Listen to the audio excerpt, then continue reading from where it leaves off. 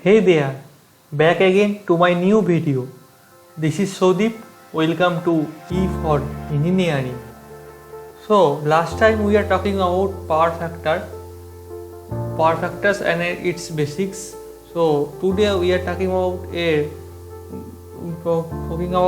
the power factor improvement, which is a very important topic for your syllabus as well as interview purpose.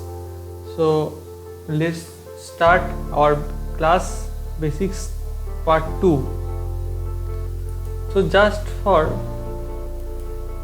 recapping purpose, just remember that this triangle is called the power triangle, where this base is the real power or kilowatt power, this perpendicular is the reactive power or kVAR power, and the resultant power, which is the hypotenuse of the triangle, is the apparent power or the kVA power, and this angle is called the power factor angle or the phi angle. Okay, just for recapping purpose, this triangle or these powers are very necessary for our power factor improvement. So I attached a explanation PDF or a small recapping PDF for power factor improvement, which you got the file in the description below. Please check the description and download the file.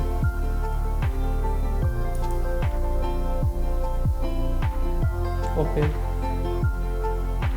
so this is the file of power factor improvement. If you are still confused about power factor, please see my previous video, the link of the previous video you get in the description below. So at first, the power factor improvement. In the single phase system, we know that the power or the real power is equal to the VI cos phi, or the voltage into current into power factor. Okay,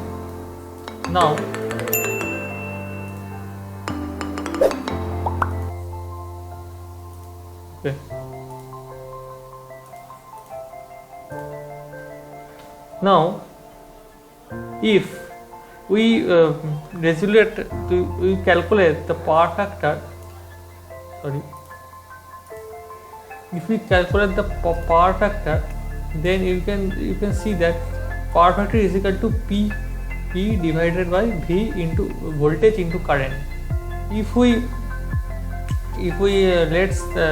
remember that the power and voltage is constant for a system or a circuit, then the power factor is inversely proportional with the current, or the current is inversely proportional with the power factor.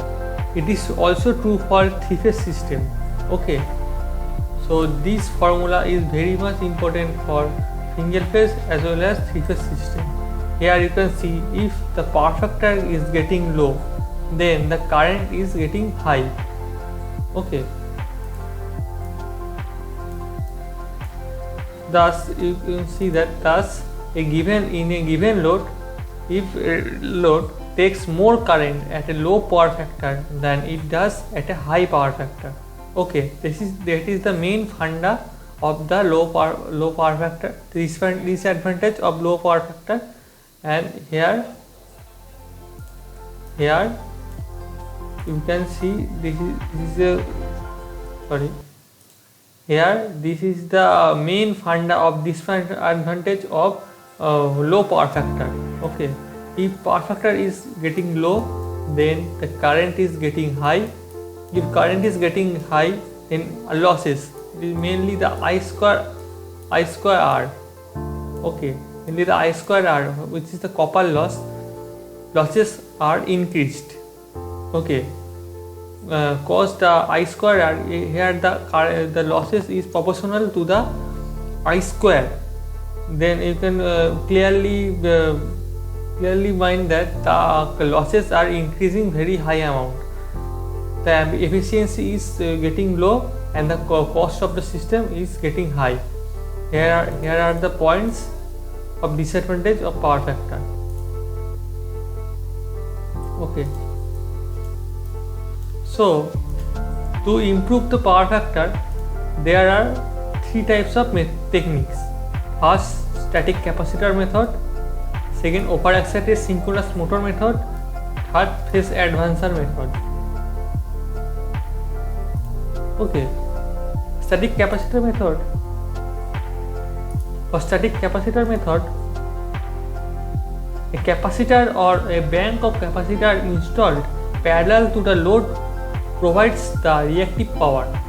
They act as a source of local reactive power and thus less reactive power flows through the line. For overexcited synchronous motor, a synchronous condenser or three-phase synchronous motor with no load attached to its shaft. A phase advancer, this is an AC exciter mainly used to improve the PF of an induction motor. It is the very important. It is only used for induction motor purpose. They are mounted on the shaft of the motor and are connected to the rotor circuit of the motor. Okay, that's very simple. Now, how does these techniques improve the power factor of a system, and what is the explanation or what is the mathematical reasoning? Here is the explanation. So here is a system with R and L load. Here is a AC source of voltage V, and the system the load is taking I1 current, which is the load current, and here is the graphical representation of this system where V is the voltage, and as this is a inductive type circuit, the current I is lagging the voltage by phi angle. Okay, next. So now to improve the system, a static capacitor, static capacitor is installed parallel to the voltage source or parallel to the load. Okay, now the circuit current is I2, where I1 is the load current and IC is the charging current of the capacitor, and IT is the total current of the circuit.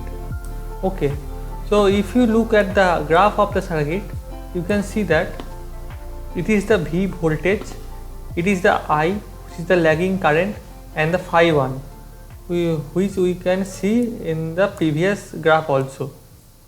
Okay, so if we consider that it is the I, the load current, previous load current, and this is the phi 1 angle, which is the previous power factor angle. Here it is the IC, which is the leading current of the capacitor or the charging current of the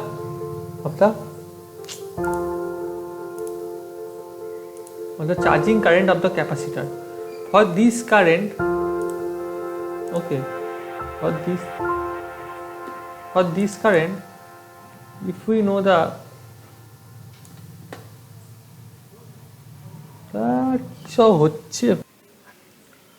for improve the power factor, we installed a capacitor in the parallel of the circuit, the C capacitor. For this, a charging current IC is taken by the capacitor, and the total current is the I2 current. Okay, and the load current is I1. For this, if we draw a graph of the circuit, we can see here this is the voltage. The I1 lags the V in phi 1 to the phi with the phi 1 angle, and this is the IC, which is the charging current of the capacitor. As the capacitor taking the leading current, the IC leads the voltage by 90 degree. Okay, for this IC current, if we know the parallelogram law, then you can see that the I2 is the resultant. Okay, the I2 is the resultant vector. I2 is the resultant vector. Okay, for this a new angle is created with the voltage and I2. This is phi 2. You clearly see that the phi 2 is less than phi 1. For this, cos phi 2 is greater than cos phi 1. So here we can see that the power factor is improved. Okay, the power factor is improved. Okay, the cos phi 2 is the improved power factor, and I2 is the total load current, which is the summation of I1 plus IC. Okay, so that's how the total power factor improvement works. It is also same for overexcited synchronous motor or the phase advancer. The total explanation is the same. Okay, next video topic is on the rating of the capacitor calculation. Okay, so let's see some circuit diagram of these connections. This is a connection diagram for capacitor bank. It is the delta connection, and it is a star connection of capacitor bank. Okay, one point is that if the capacitor bank is also used for single phase circuit and three phase circuit also, but the other two methods, which are synchronous motor and phase advancer, that are used for only for three phase purpose. This is a connection diagram for synchronous motor purpose, where you can see that a overexcited synchronous motor is connected to the three phase system. The three phase synchronous motor is taking the magnetizing leading current, which is the IM. You can see here the IM. For this, the power factor is improved to phi N to phi. Okay, that is how this synchronous motor works. These are some practical images of synchronous these are a capacitor bank. This is a capacitor bank. This is also a capacitor bank. This is a high voltage capacitor bank, and this is a synchronous motor. Okay, so that's for today, guys. Hope you enjoyed this video and learned something new. Please subscribe my channel for these awesome contents, and please comment down your queries and download the PDF for your interview. So thank you everyone. Have a nice day.